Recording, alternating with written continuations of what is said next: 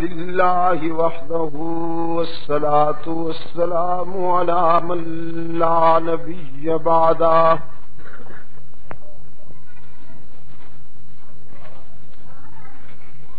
وعلى آله وأصحابه الذين أوفوا عهده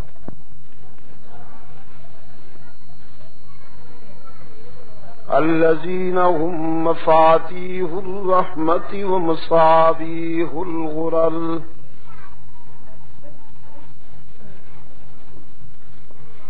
أعوذ بالله من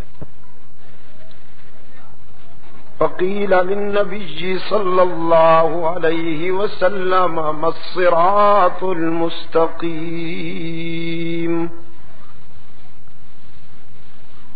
فقال صلى الله عليه وسلم ما أنا عليه وأصحابي وصدق رسوله النبي الأمي الكريم ونحن على ذلك لمن الشاهدين والشاكرين والحمد لله رب العالمين.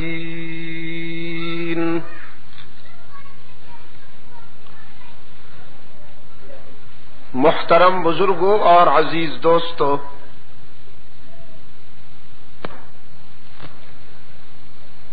آج 22 نومبر 1985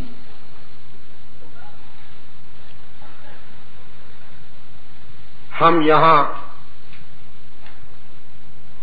پشاور میں دعوت و تبلیغ کی نسبت سے جمع ہیں.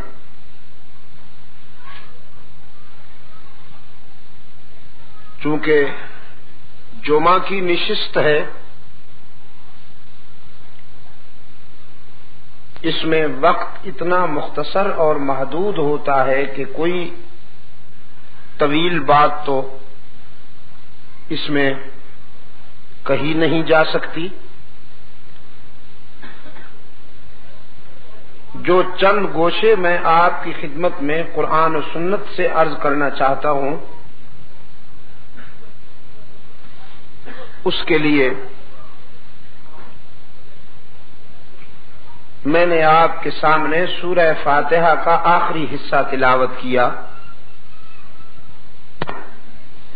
اور رحمت عالم صلی اللہ علیہ وسلم کی ایک حدیث کے سامنے میں نے پیش کرنے کی سعادت حاصل کی.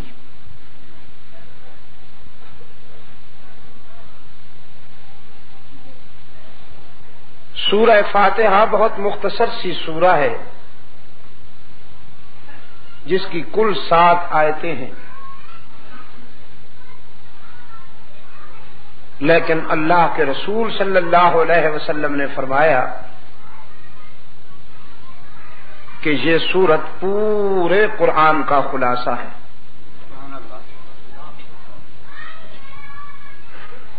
قرآن کریم کے 30 پاروں میں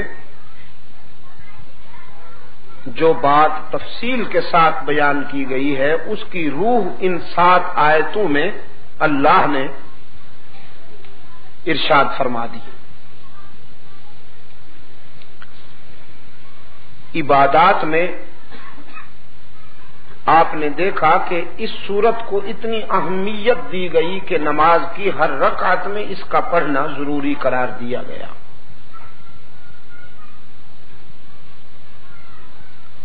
اس سے اللہ کی مشیت یہ ہے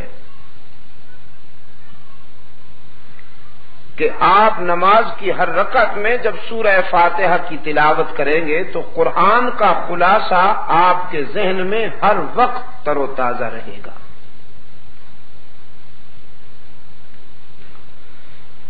اہدنا الصراط المستقیم، یہ بندے کی اپیل ہے، درخواست ہے اور مطالبہ ہے اپنے رب کی بارگاہ میں. اس سے اگلا حصہ اس کی تکمیل ہے یا تتمہ ہے، اور اس کا پہلا حصہ اس کی تمہید ہے۔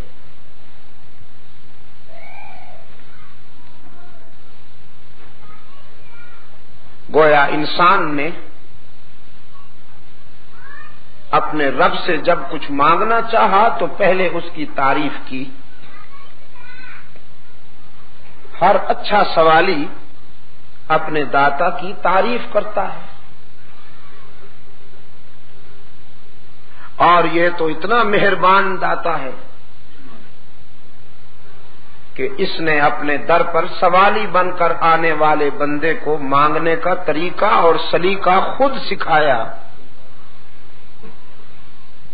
کہ حسن طلب سوال کی روح ہے۔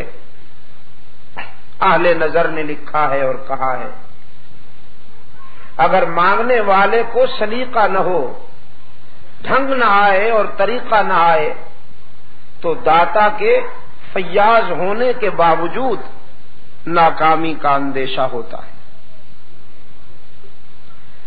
اللہ نے اپنے بندے کو سوالی بن کر جب اپنے در پہ آتا ہوا دیکھا تو مانگنے کا ڈھنگ خود سکھا دیا کہ اس انداز میں لب کھولو کہ محرومی کا امکان ہی باقی نہ رہے۔ چنانچہ اللہ کے ودیت کردہ سلیقہ کے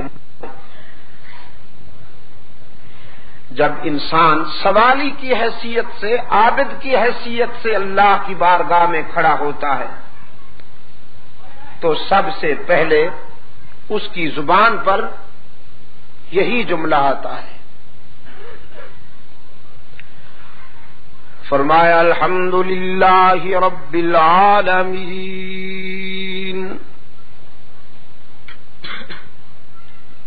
سب تعریفیں اسی ایک کے لیے ہیں جو سارے جہانوں کا پروردگار ہے۔ الحمدللہ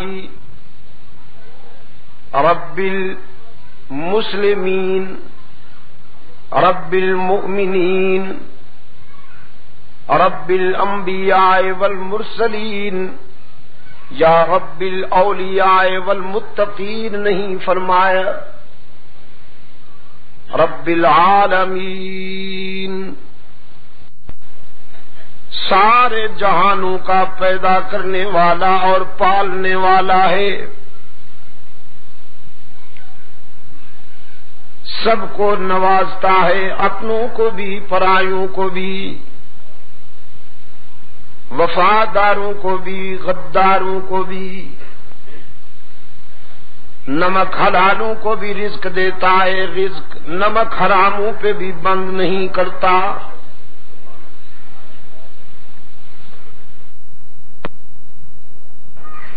عبادت گزاروں کا بھی رب ہے لیکن گناہگاروں پہ بھی رزق بند نہیں کرتا۔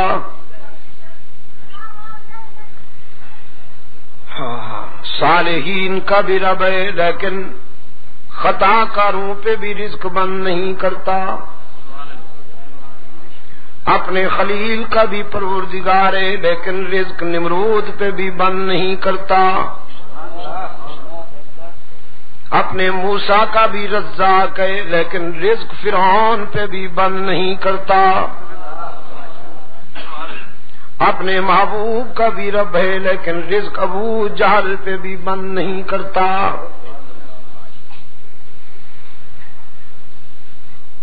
الحمدللہ رب العالمین۔ پشاور والو، میں تو کہا کرتا ہوں اس کی ربوبیت کی یہ ادا کتنی عجیب ہے کہ اپنے دوستوں کو دال ساگ پہ خوش کر لیتا ہے، دشمنوں کو مرغے کھلاتا ہے،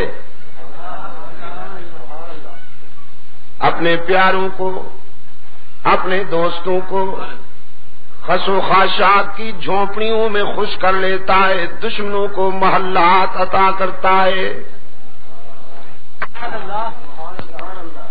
اپنوں کو بھی دیتا ہے، دشمنوں کو بھی مایوس نہیں کرتا، سب کا رزاق ہے، سب کا۔ الرحمن الرحیم۔ دیتا بھی سب کو ہے اور دیتا بھی ناراض ہو کر نہیں، غصے سے نہیں دیتا، پیار سے دیتا ہے۔ جیسے آپ کے پیچھے کوئی مانگنے والا پڑ جائے تو آپ تنگ آ کے پھینک دیتے ہیں روپیہ، لیکن وہ ایسا داتا ہے، آپ سے کوئی مانگے تو آپ ناراض ہو جاتے ہیں، نہ مانگے تو آپ خوش ہوتے ہیں، لیکن اس سے اگر کوئی نہ مانگے تو ناراض ہو جاتا ہے، مانگے تو خوش ہو جاتا ہے۔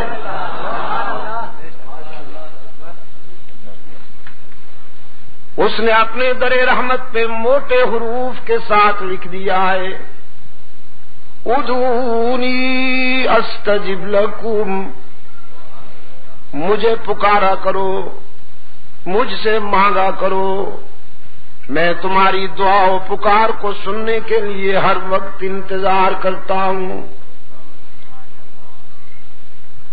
اگر تمہارے گناہ بہت ہیں تو میری رحمت کا بھی کوئی ٹھکانہ نہیں۔ کتنے پیار سے قرآن کریم میں اپنے پیغمبر سے فرمایا، نبی عبادی انی انا الغفور الرحیم،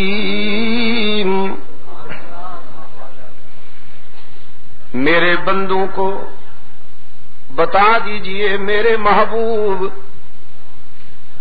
اگر تم بہت گناہگار ہو تو تمہاری خطائیں اور تمہارے گناہ میری رحمت کا تو مقابلہ نہیں کر سکتے۔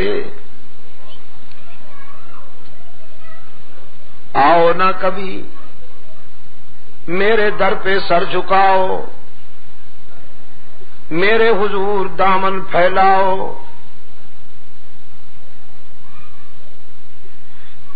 میں تو اپنے در پہ آنے والوں کو تانا بھی نہیں دیا کرتا۔ جب کوئی سوالی بن کر میرے در پہ آتا ہے تو میری رحمت گوارا نہیں کرتی کہ میں اسے مایوس کر دوں۔ لا تقنطوا من رحمت اللہ، قرآن کریم خطا کاروں کو، گناہگاروں کو تسلی دے رہا ہے، اگر تم نے بہت خطائیں کی ہیں تو پھر بھی اس کی رحمت سے مایوس نہیں ہونا چاہیے۔ اور پشاور کے دوستو، باقی جہاں جاؤ گے لوٹے جاؤ گے،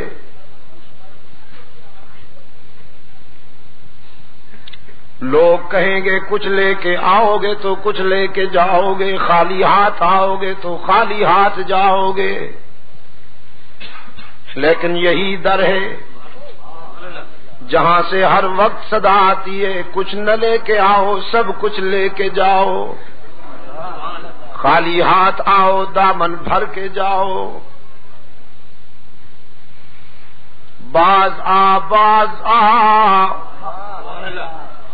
ہر آنچ ہستی باز آ، گر کافرو گبرو بت پرستی باز آ، این درگہ ماں درگہ نومیدی نیست، صد بار اگر توبہ شکستی باز آ۔ گناہگار اگر 100 مرتبہ بھی توبہ کر کے توڑ دی ہے تو مایوس ہونے کی کوئی بات نہیں، ایک مرتبہ پھر میرے در پہ آ کے دیکھ، جبین نیاز جھکا کے دیکھ، طلب کا دامن پھیلا کے دیکھ، ندامت کے اشک بہا کے دیکھ، میرے لطف و کرم کو آزما کے دیکھ، تیرے آنے میں دیر ہے میرے راضی ہونے میں دیر نہیں ہوگی۔ پشاور کے روشن ضمیروں، کوئی داتا اتنا مہربان نہیں ہو سکتا جتنا یہ مہربان ہے۔ حدیث قدسی رحمت عالم صلی اللہ علیہ وسلم نے اللہ سے بات روایت کی ہے، میرا رب کہتا ہے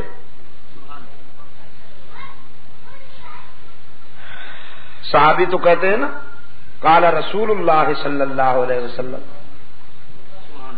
عن ابی ہریرہ رضی اللہ تعالی عنہ قال رسول اللہ، اور یہ ہے عن النبی صلی اللہ علیہ وسلم قال اللہ تعالی، اللہ نے فرمایا ہے،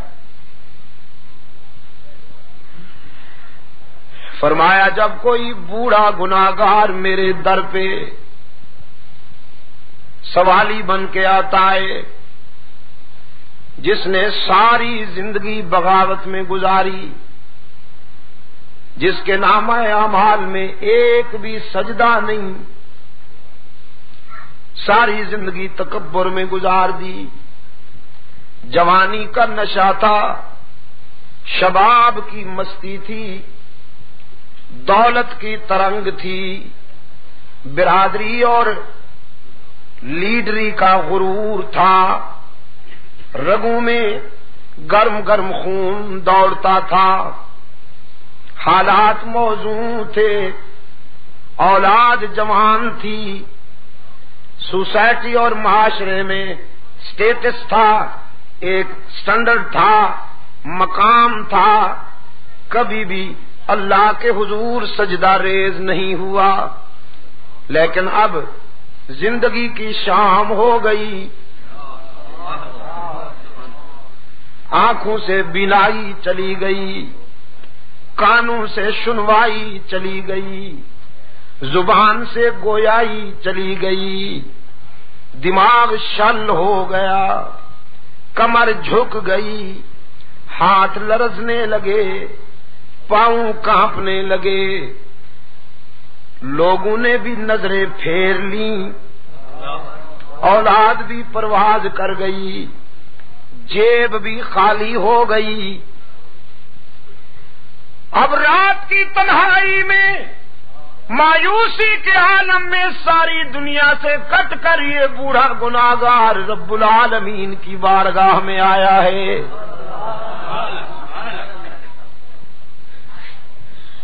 کہتا ہے تنگ دستی کے جو عالم میں گھبراتا ہوں، پردرے غیر پہ جاتے ہوئے شرماتا ہوں، ہاتھ پھیلانے میں محتاج کو غیرت کیسی،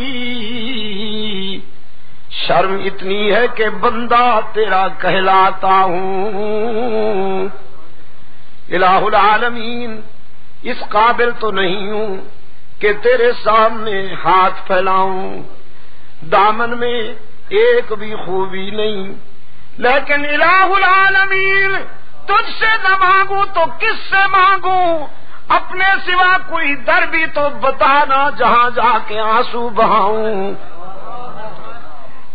فرمایا میرے محبوب جب یہ بوڑھا میرے در پہ آ کر روتا ہے اور ہاتھ پھیلاتا ہے، اچھی طرح جانتا ہوں اسے، بہت اچھی طرح جانتا ہوں، لیکن آج اسے مایوس واپس کر دوں، آج اسے خالی ہاتھ لوٹا دوں، میری رحمت گوارا نہیں کرتی، مجھے اس کے سفید بالوں سے حیا آ جاتی ہے۔ کوئی بگڑا ہوا نافرمان بیٹا سالہ سال کے بعد جب گھر لوٹ آئے، جدائی کا مارا ہوا باپ اپنے نافرمان بیٹے پر اتنا جلدی راضی نہیں ہوتا جتنا رب العالمین اپنے گناہگار بندے پہ جلدی راضی ہو جاتا ہے۔ الرحمن الرحیم، دیتا بھی سب کو ہے اور دیتا بھی ناراض ہو کر نہیں، پیار کے ساتھ ہے، شفقت کے ساتھ عطا کرتا ہے۔ اب تیسرا جملہ انسان کی زبان پہ آیا، مالک یوم الدین، جزا و سزا کے دن کا مالک و مختار بھی تو، سارا اختیار تیرے پاس، مالک یوم الدین، جزا و سزا کے دن کا مالک و مختار کون؟ سارا اختیار تیرے پاس، لا تزر وازرۃ وزر اخری، سب کانپ رہے ہوں گے، سب لرزہ بر اندام ہوں گے، نبی، رسول، ولی، صدیقین، شہداء سب کانپ رہے ہوں گے، ایک ہی صدا گونجے گی، لمن الملک اليوم، آج کس کی ملکیت ہے، آج کس کی حاکمیت ہے، آج کس کی بادشاہی ہے، کوئی لب کشائی کی جرات نہیں کر سکے گا اس کے سامنے، بس ایک ہوگا جو زار و قطار آنسو کی برسات میں سجدہ ریز ہوگا۔ رب العالمین دیکھیں گے میرا محبوب رو رہا ہے، فرمائیں گے محبوبم ارفع راسک، اب تیرے آنسو دیکھے نہیں جاتے، اب تیری عاجزی دیکھی نہیں جاتی، اب تیری تواضع دیکھی نہیں جاتی، اب تیری بے قراری دیکھی نہیں جاتی، روتا کیوں ہے میرے محبوب؟ تو تو انبیاء کا امام ہے، تو تو رسولوں کا مقتدا ہے، تو تو صدیقین کا مقتدا ہے، تو تو شہداء کا مقتدا ہے، روتا کیوں ہے میرے محبوب؟ رحمت للعالمین فرمائیں گے میرے معبود روتا اس لیے ہوں کہ میرے نام لینے والے جہنم میں جا رہے ہیں، میرے نام لیوا جہنم میں جا رہے ہیں، ان کی زبان پہ میری نسبت ہے، میرا نام ہے، میں کیسے گوارا کر لوں کہ انہیں جہنم میں جانے دوں اور خوش رہوں؟ رب العالمین فرمائیں گے ارفع راسک، میرے محبوب سر اٹھاؤ، سل تو ہوتا پھر مانگو نا، تجھ سے بہتر مانگنے والا کوئی نہیں، مجھ سے بہتر دینے والا کوئی نہیں، تو مانگتا جا میں دیتا جاؤں گا، تجھ سے بہتر سوالی کوئی نہیں، مجھ سے بہتر دینے والا کوئی نہیں۔ پشاور والو آنسو بھی منظور، سجدہ بھی منظور، عاجزی بھی منظور، تواضع بھی منظور، لیکن فرمایا سل، آپ مانگیے، داتا میں خود رہوں گا۔ یہ نہیں فرمایا کہ سر اٹھاؤ، جو جی میں آئے کر دو، جس کو چاہو جہنم میں ڈال دو، جس کو چاہو جنت میں ڈال دو، نہیں، فرمایا تیرا سجدہ بھی منظور، تیرے آنسو بھی منظور، لیکن اختیار میرے اپنے پاس ہوگا۔ تو مانگ، تجھے مانگنا اچھا لگتا ہے، میں دوں، مجھے دینا اچھا لگتا ہے۔ مانگنا تیرا منصب، دینا میرا منصب، اختیار میرے اپنے پاس ہوگا، جسے چاہوں گا بخش دوں گا، اور جسے میں نہ بخشوں پیغمبر بھی معافی مانگے تو معاف نہیں کرتا۔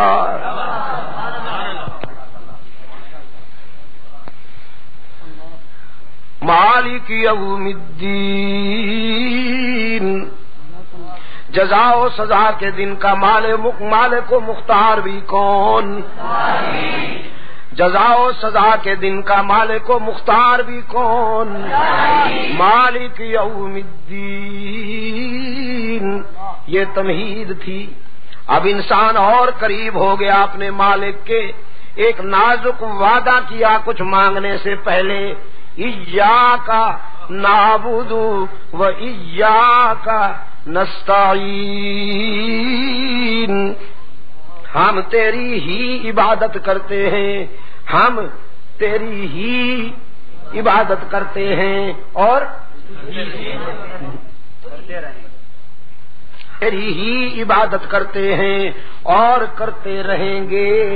یہ نہیں کہ مسجد میں تو تیری عبادت کرتے ہیں اور مسجد سے باہر کوئی قبر بڑی نظر آ گئی تو وہاں جھک جائیں، کوئی شخصیت بڑی نظر آ گئی تو وہاں جھک جائیں، کوئی درخت گھنا اور بڑا نظر آ گیا تو وہاں جھک جائیں، کوئی جھنڈی رنگین نظر آ گئی تو وہاں جھک جائیں، نہ، ایاک نعبد، ہم تیری ہی عبادت کرتے ہیں اور کرتے رہیں گے۔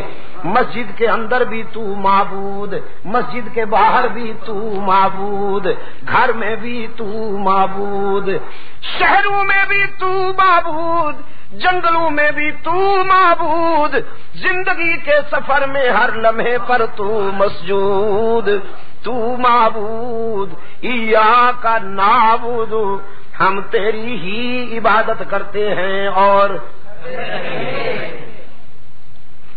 چاور کے دوستوں، میں اعتماد کے ساتھ وثوق کے ساتھ آپ کو یقین دلاتا ہوں، سورہ فاتحہ کو سمجھ لو، بہت ساری بیماریوں کا علاج ہو جائے گا،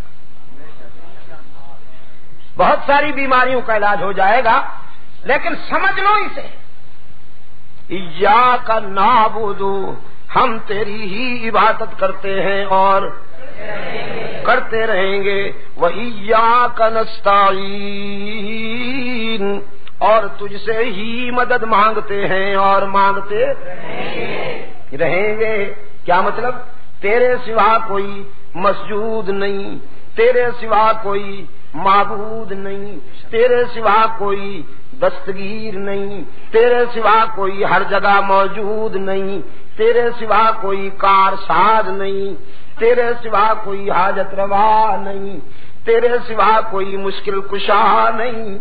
وعدہ کیا بندے نے اپنے رب سے، ایاک نعبد و ایاک نستعین، کہ ہمارا معبود تو ہی، ہمارا معبود تو بھی نا، ہمارا معبود تو ہی، ہماری جبین کی عاجزیوں کے لیے سچا مسجود تو ہی۔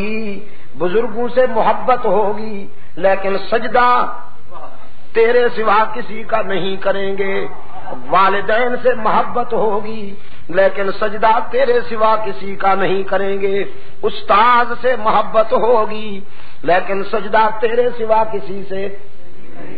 اور پشاور کے دوستو، اگر اللہ کے بعد کوئی ہستی اس قابل ہوتی کہ اس کے آگے سر جھکانے کی گنجائش ہوتی تو پھر اس آسمان کے نیچے اور زمین کے اوپر رحمت للعالمین صلی اللہ علیہ وسلم اس کے حقدار تھے کہ صحابہ حضور کے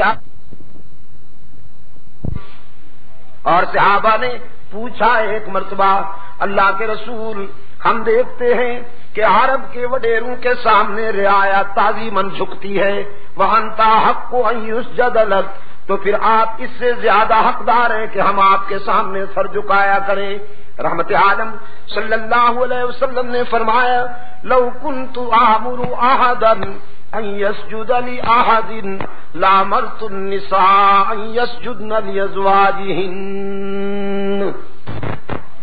شریعت میں گنجائش ہوتی اللہ کے بغیر، اللہ کے سوا کسی اور کے سجدے کی گنجائش ہوتی تو میں عورتوں کو حکم دیتا کہ وہ تعظیماً اپنے خاوند کا سجدہ کیا کریں، لیکن میری شریعت میں اس کی کوئی گنجائش نہیں۔ کوئی بیوی خاوند کا سجدہ نہیں کر سکتی، کوئی شاگرد استاد کا سجدہ نہیں کر سکتا، رعایا حاکم کا سجدہ نہیں کر سکتی، اولاد والدین کا سجدہ نہیں کر سکتی، امتی نبی کا سجدہ نہیں کر سکتا۔ ابو بکر صدیق جیسا سچا عاشق، رحمت للعالمین جیسے محبوب قائد کا سجدہ نہیں کر سکتا، اس لیے کہ ہو جس میں عبادت کا دھوکہ، مخلوق کی وہ تعظیم نہ کر، ہو جس میں عبادت کا دھوکہ، مخلوق کی وہ تعظیم نہ کر، جو خاص خدا کا حصہ ہے بندوں میں اسے تقسیم نہ کر۔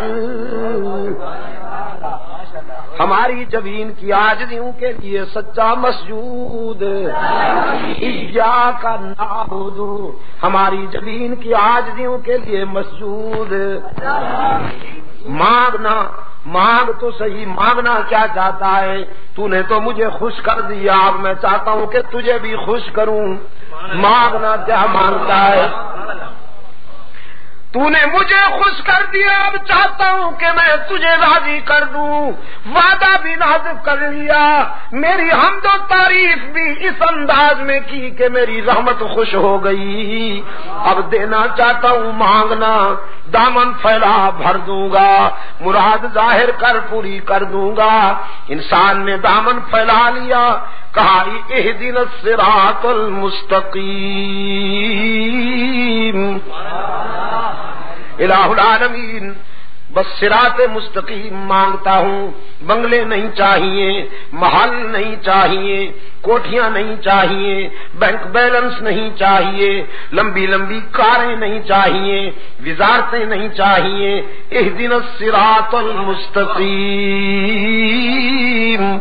صراط مستقیم عطا کر دے، کیونکہ بنگلے، کوٹھیاں، محل، بینک بیلنس، وزارتیں، کاریں، یہ تو تیرے دشمنوں کو بھی مل جاتی ہیں، یہ تو تیرے دشمنوں کو بھی مل جاتی ہیں۔ یورپ کے کتے بھی کاروں میں سفر کرتے ہیں۔ ربا، میں وہ نہیں چاہتا جو تیرے دشمنوں کے پاس ہے، میں وہ نہیں چاہتا جو تیرے دشمنوں کے پاس ہے، مجھے وہ جوہر دے جو تیرے دوستوں کے پاس ہوا کرتا ہے۔ یاسین والقرآن الحکیم انک لمن المرسلین علی صراط مستقیم۔ میرے محبوب، او میرے یاسین صلی اللہ علیہ وسلم، مجھے قرآن کی عظمتوں کی قسم ہے میرے محبوب، میں نے تمام مرسلین کا تجھے سردار بنا دیا، منتخب کر لیا تجھے مرسلین میں سے، اور تجھے صراط مستقیم بھی عطا کر دیا۔ انک لمن المرسلین علی صراط مستقیم۔ ان ابراہیم کان امۃ قانتا للہ حنیفا ولم یک من المشرکین شاکرا لانعمہ اجتباہ وہداہ الی صراط مستقیم۔ فرمایا میرا خلیل بڑا سچا دوست تھا، میرا خلیل کی دوستی پر میں فخر کرتا ہوں۔ رب العالمین نے فرمایا میرا خلیل شاکر تھا، صابر تھا، قانت تھا، ساجد تھا، راکع تھا، قائم تھا۔ اس نے دوستی میں حد کر دی، میں نے نوازشات میں حد کر دی۔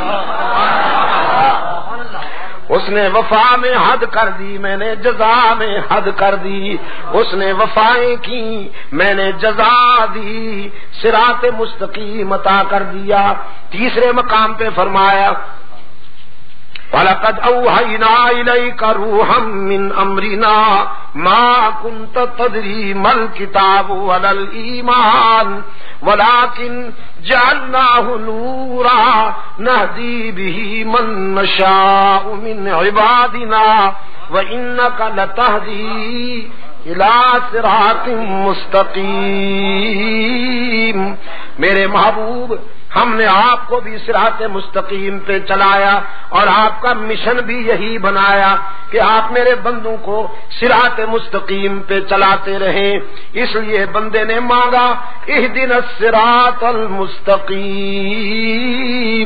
اے اللہ مجھے صراط مستقیم عطا کر، مجھے وہ جوہر ہے جو تیرے دوستوں کے پاس ہے، جو تو اپنے پیارے بندوں کو عطا کرتا ہے، میں وہی جوہر مانگتا ہوں۔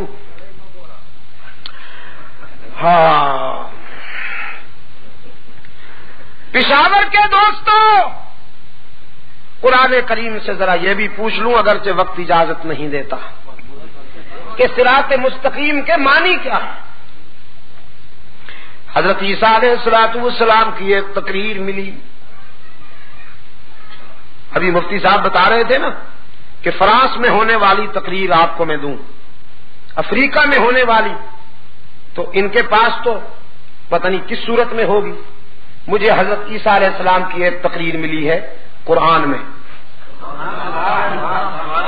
قرآن کریم میں حضرت عیسیٰ علیہ السلام کی تقریر کا ٹکڑا قوم کے سامنے کھڑے ہیں، فرماتے ہیں ان اللہ ربی و ربکم، ان اللہ ربی و ربکم فاعبدوہ ھذا صراط مستقیم۔ میرا اور تمہارا رب، میرا اور تمہارا رب کون ہے؟ اللہ ہی۔ بیماریاں دور کرنے والا رب کون ہے؟ اللہ ہی۔ عزت دینے والا رب کون ہے؟ اللہ ہی۔ اولاد دینے والا رب کون ہے؟ اللہ ہی۔ وہ دے تو کوئی روک نہیں سکتا، وہ نہ دے تو ساری دنیا کے حکیم، ساری دنیا کے ڈاکٹر، ساری دنیا کے تعویذ فروش، گدی نشین سب زور لگا لیں، جسے وہ نہ دے کوئی لے نہیں سکتا، جسے وہ دے کوئی روک نہیں سکتا۔ اولاد عطا کرنے والا رب کون؟ رزق دینے والا کون؟ اولاد بخشنے والا کون؟ بیماریاں دور کرنے والا رب کون؟ یہی فرمایا حضرت عیسیٰ علیہ السلام نے۔ اور میرے عزیز دوستو، پشاور کے روشن ضمیروں، حضرت آدم سے لے کر رحمت للعالمین تک تمام انبیاء علیہ السلام نے یہی مشن پہ کام کیا ہے، اس کی توحید بیان کی ہے، باقی فضول قصے کہانیاں نہیں سنائیں، یہی منوایا سجدوں کے لائق، نظر و نیاز کے لائق، عبادت کے لائق، ہر جگہ موجود، قیام کے لائق، رکوع کے لائق، ندا و پکار کے لائق، مشکلات دور کرنے والا مشکل کشا، حاجت روا، ان اللہ ربی و ربکم۔ حضرت عیسیٰ علیہ السلام نے بھی یہی دعوت دی کہ میرا اور تمہارا رب کون ہے؟ فاعبدوہ، پس اسی کی ہی عبادت کرو، ھذا صراط مستقیم، یہی صراط مستقیم ہے کہ اللہ کے ساتھ کسی اور کو شریک نہ بناؤ، یہی صراط مستقیم ہے۔ انسان نے اب اپنے رب سے التجا کی، صراط الذین انعمت علیہم الہ العالمین، وہ صراط مستقیم عطا کر، وہ سیدھا راستہ عطا کر کہ جو تو نے اپنے انعام یافتہ بندوں کو دیا۔ الذین انعمت علیہم، ان لوگوں کا راستہ کہ جو تیرے انعام یافتہ بندے تھے، مجھے وہی راستہ عطا کر۔ قرآن کریم سے میں نے پوچھا انعام حاصل کرنے والے کتنے ہیں؟ قرآن کریم نے بتایا الذین انعم اللہ علیہم من النبیین والصدیقین والشہداء والصالحین۔ چار طبقے بیان کیے ہیں قرآن کریم نے، نبیین، صدیقین، شہداء اور صالحین۔ پہلا طبقہ نبوت کا، دوسرا طبقہ صداقت کا، تیسرا طبقہ شہادت کا، چوتھا طبقہ اطاعت کا، چوتھا طبقہ اطاعت کا۔ اللہ سے انعام حاصل کرنے والا پہلا طبقہ نبوت کا، نبوت کے بعد صداقت، صداقت کے بعد شہادت، شہادت کے بعد، یہ ذہن میں رکھنا، بہت ایمان تازہ ہوگا۔ رب العالمین نے سب سے پہلا انعام دیا نبیوں کو، اور نبیوں میں سب سے زیادہ نوازا اپنے محبوب امام الانبیاء کو۔ میں کہا کرتا ہوں کسی کو یوں دیا، کسی کو یوں دیا، کسی کو یوں دیا، لیکن اپنے محبوب کو تو یوں دیا۔ حضرت سلیمان علیہ السلام کو انعام دیا کہ تخت ہواؤں پہ اڑتا نظر آتا ہے، تخت ہواؤں پہ اڑتا نظر آتا ہے، لیکن آسمانوں کے نیچے نیچے یہ انعام بھی بہت بڑا ہے سلیمان علیہ السلام کے لیے کہ تخت سلیمانی ہوا کے دوش پہ نظر آتا ہے، لیکن ہوا کے نیچے نیچے اپنے محبوب کو انعام دیا کہ اس کا محبوب جوتوں سمیت آسمان کیا ہوتے ہیں عرش بری کے اوپر نظر آتا ہے۔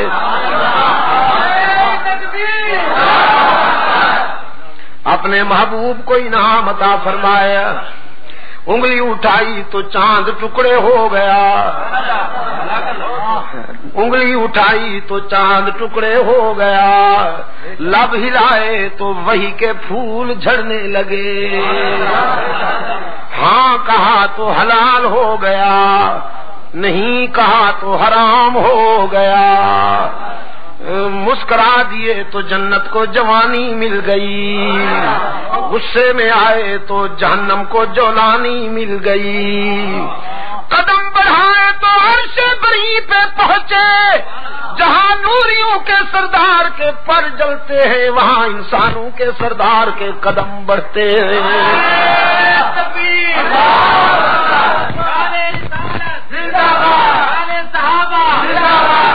عبد المجید شاہ صاحب ندیم حاضر اعلیٰ مجلس تحفظ حقوق السنت نعرہ تکبیر۔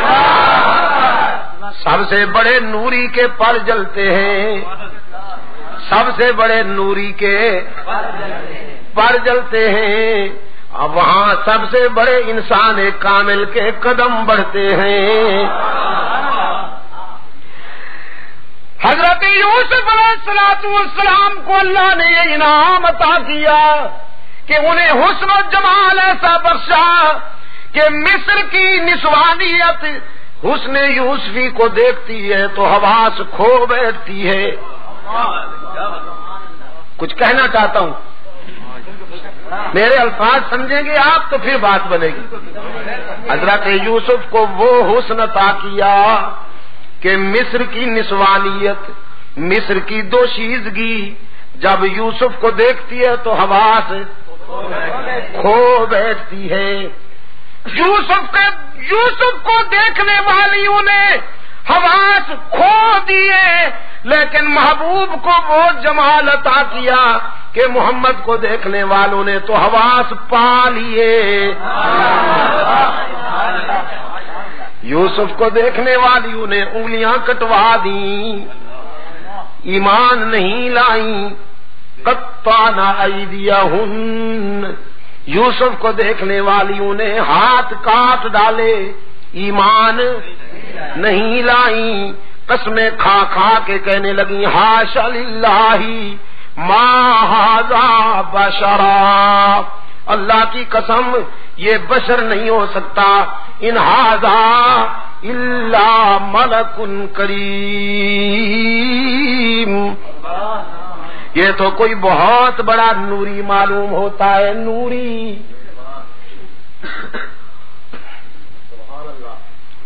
یوسف کو دیکھنے والیوں نے ہاتھ کاٹ ڈالے، ایمان نہیں لائیں، لیکن رحمت للعالمین کے جمال جہاں آرا کو دیکھنے والے پہلے ایمان لائے پھر گلے کٹوا دیے۔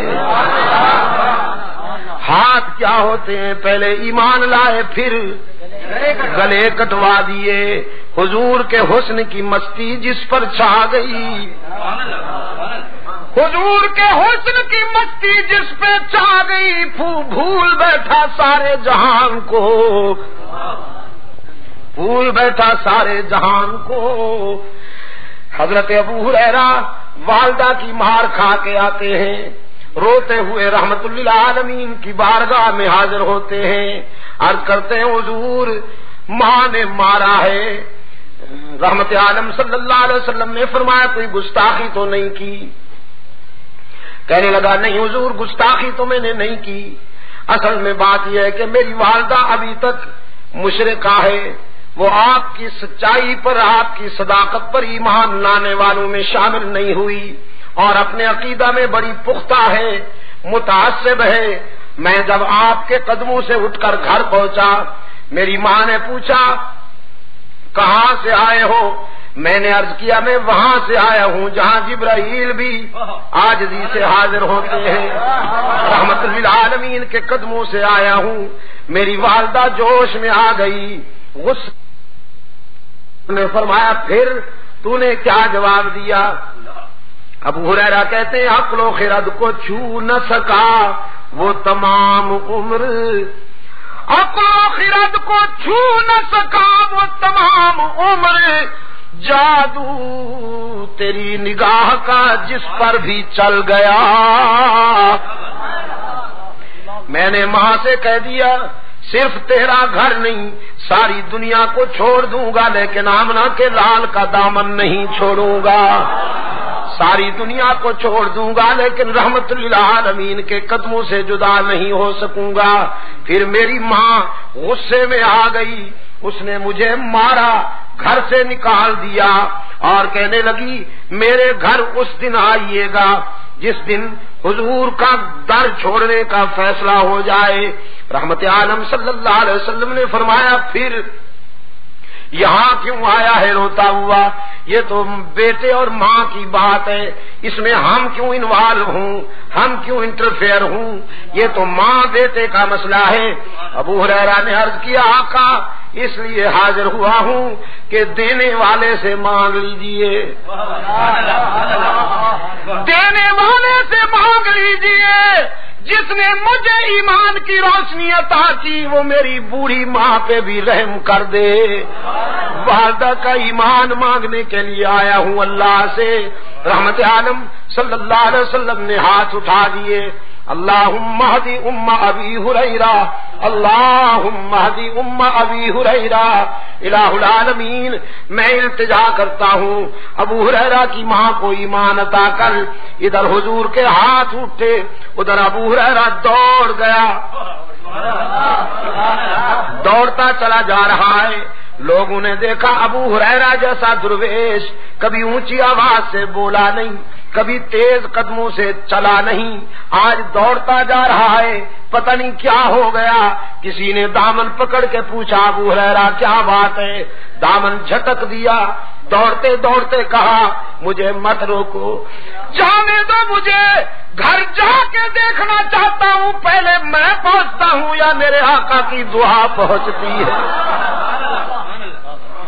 گھر پہنچا، دروازے پہ دستک دی، اندر بولی والدہ من بالباب، کون ہے میرے دروازے پر؟ ابو ہریرہ نے عرض کیا ماں جی اگر تیرے بوڑھے ہاتھوں میں قوت ہے مارنے کی تو بیٹا پھر حاضر ہو گیا ہے مار کھانے کے لیے، دروازہ کھولو۔ والدہ نے کہا بیٹے کچھ دیر انتظار کرنی ہوگی، انتظار کے بعد دروازہ کھلے گا۔ ابو ہریرہ کہتے ہیں میری والدہ کی آواز کانوں میں پڑی، میرے ضمیر نے فیصلہ دیا کہ رحمت للعالمین کا تیر نشانے پہ لگ چکا ہے۔ آواز میں کفر کی تلخی رخصت تھی، ایمان کی لذت کار فرما تھی۔ تھوڑی دیر کے بعد دروازہ کھلا، فرماتے میں نے غور سے دیکھا والدہ کے چہرے پر ایمان کا سورج طلوع ہو چکا تھا، سفید بالوں سے پانی ٹپک رہا تھا۔ میں نے پوچھا دیر سے دروازہ کھولا؟ کہنے لگی ہاں تیرے آنے سے کچھ دیر پہلے میرے دل پہ چوٹ لگی، میرے ضمیر نے فیصلہ کیا وہ زندگی بھی کیا زندگی ہے جو رحمت للعالمین کے قدموں سے دور گزر رہی ہے، وہ زندگی بھی کیا زندگی ہے جو رحمت للعالمین کے غلامی سے دور گزر رہی ہے۔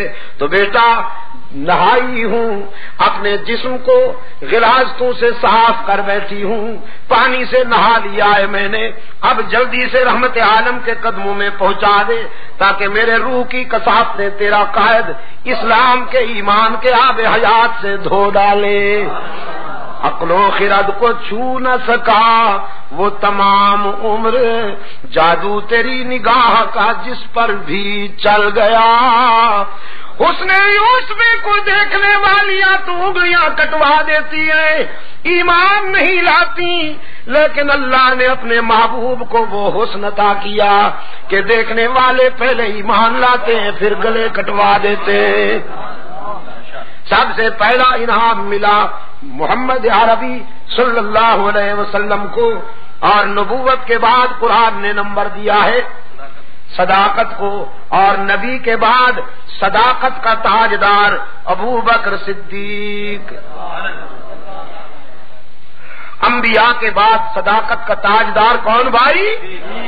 صدیق اکبر، جس کو خود حضور نے اس امت کا امام بنایا، جس کو خود حضور نے اپنی حیات طیبہ میں مصلی پر کھڑا کیا، جس نے اپنے قائد کی حیات طیبہ میں اس امت کو 17 نمازیں پڑھائیں، اور جس کی قیادت میں اس امت نے جھوٹے نبیوں کو پیوند ضمی کیا۔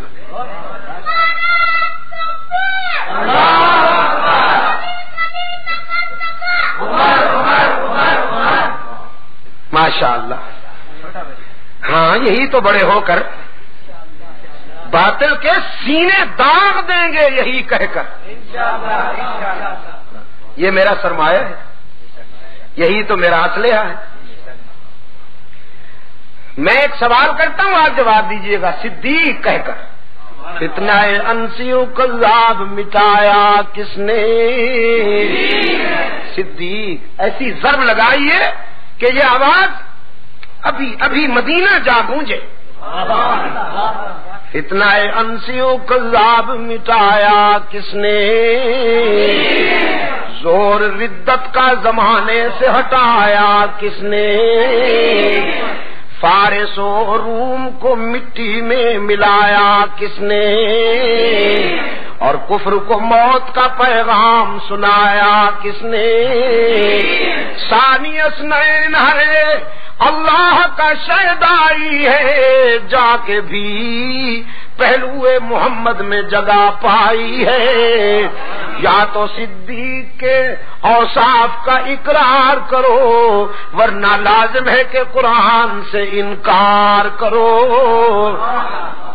جو صدیق کا نہیں بنے گا پشاور والوں، قرآن اس کا نہیں بنے گا۔ جو صدیق سے دور ہو جائے گا قرآن اس سے دور، پھر کسے کہانیوں پہ گزارا کرے، پھر نوحے مرثیوں پہ گزارا کرے، پھر قصیدوں پہ گزارا کرے، پھر من گھڑت روایتوں پہ گزارا کرے۔ قرآن اس کے قریب نہیں آئے گا جو صدیق سے دور ہوگا۔ جس کے سینے میں ابو بکر کی محبت کے چراغ روشن ہوں گے، قرآن وہیں ڈیرے لگا لے گا۔ نبی کے بعد صداقت کا تاجدار کون؟ صدیق۔ صداقت کے بعد نمبر دیا قرآن کریم نے شہادت کو، اور فاروق اعظم شہید، عثمان ذوالنورین شہید، علی المرتضی شہید۔ فاروق اعظم حضرت عثمان کی شہادت کس تاریخ کو ہوئی؟ مولوی مت بولے نا، یہ میرے پڑھے لکھے دوست بولے نا ذرا، کس تاریخ کو حضرت عثمان کی شہادت ہوئی؟ 18 سن۔ پکڑے گئے کہ نہ پکڑے گئے؟ یہ اس لیے ہم نے بنائے ہیں، یہ اس لیے ہم نے محنت کی ہے کہ یہ خوبصورت بھی لگے، آپ کو خوبصورت نہ لگے تو آپ لگاتے نہیں۔ اس کے پیچھے جب آپ یہ اتار دیں گے تو یہ چپک جائیں گے۔ اس میں یہی لکھا ہے ہم نے 18 ذوالحجہ سن 35 ہجری۔ جب آپ کو پتہ نہیں تو آپ کے بچوں کو کیسے پتہ ہوگا؟ بچوں کو یاد کرائیے، ان کو پھر انعام دیجیے۔ جو بچے یاد کر لیں ان کو انعام دیجیے۔ آپ کہیے بیٹا اگر یہ یاد کر کے سنا دو تو تجھے 10 روپے انعام دوں گا۔ اس کو بچپن میں یہ باتیں یاد کرا دو تاکہ زندگی کے اگلے سفر میں وہ منافقین کے مکر اور دجل کا شکار نہ ہونے پائے۔ اپنے بچوں کو یاد کرواؤ، بیٹا حضور کی کتنی بیٹیاں تھیں، ان کے نام بتاؤ۔ ہاں، آپ نے تو فرض کفایہ ادا کر دیا سب کا، لیکن یہ سب کو آنا چاہیے اور بچوں کو بھی آنا چاہیے۔ نبوت کے بعد صداقت کا تاجدار صدیق اکبر، شہادت کا تاجدار فاروق اعظم، شہادت کا تاجدار عثمان ذوالنورین، شہادت کا تاجدار علی المرتضی۔ یہ 4 طبقے۔ اس کے بعد ہے اطاعت۔ ان کے نقش قدم پر چلنے والے خوش نصیب، ان کے نقش قدم پر چلنے والے خوش نصیب۔ وہ حسن ابن علی ہوں یا معاویہ بن ابی سفیان ہوں یا عمر بن عبد العزیز ہوں، یہ وہ خوش نصیب طبقے ہیں جن پہ اللہ کے انعامات کی بارش ہوئی۔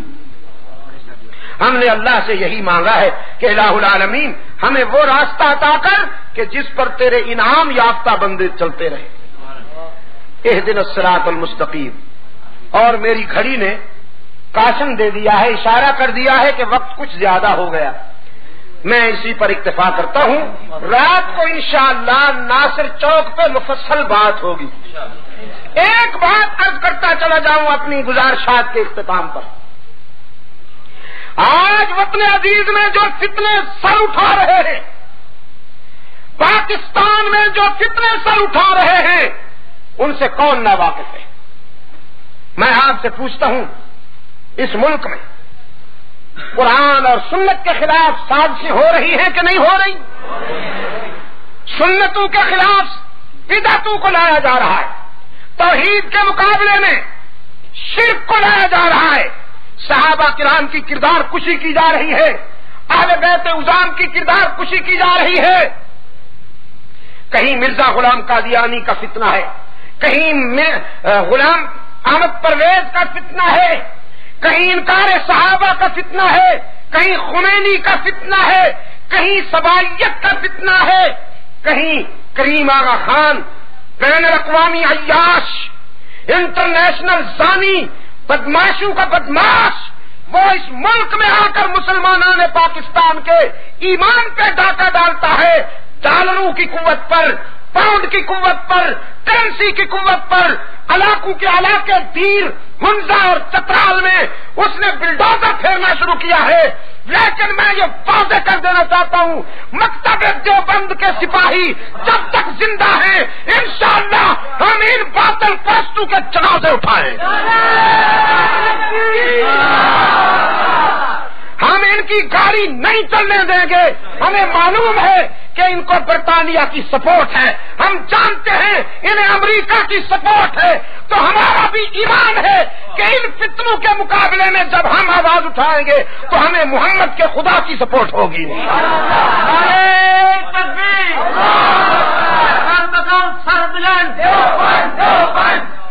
اس مشن میں آپ ہمارے ساتھ ہیں، اس مشن میں آپ ہمارے ساتھ ہیں، ہاتھ اونچا کریں، جہاں تک کوئی بیٹھے ہیں ہاتھ اونچا کریں، یہ بیعت ہو رہی ہے میری۔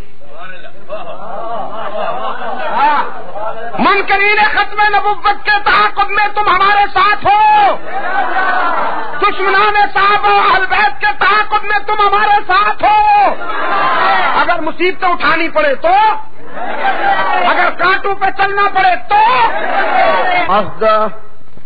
الذين هم مفاتيح الرحمة ومصابيح الغرر أما بعد فيا أيها الناس وحدوا الله فإن التوحيد رأس الطاعات واتقوا الله فإن التقوى ملاك الحسنات وعليكم بالسنة فإن السنة تهدي إلى الإطاعة ومن اطاع الله ورسوله فقد رشد واهتدى وإياكم والبدع فإن البدعة تهدي إلى المعصية ومن يعص الله ورسوله فقد ضل وغوى وعليكم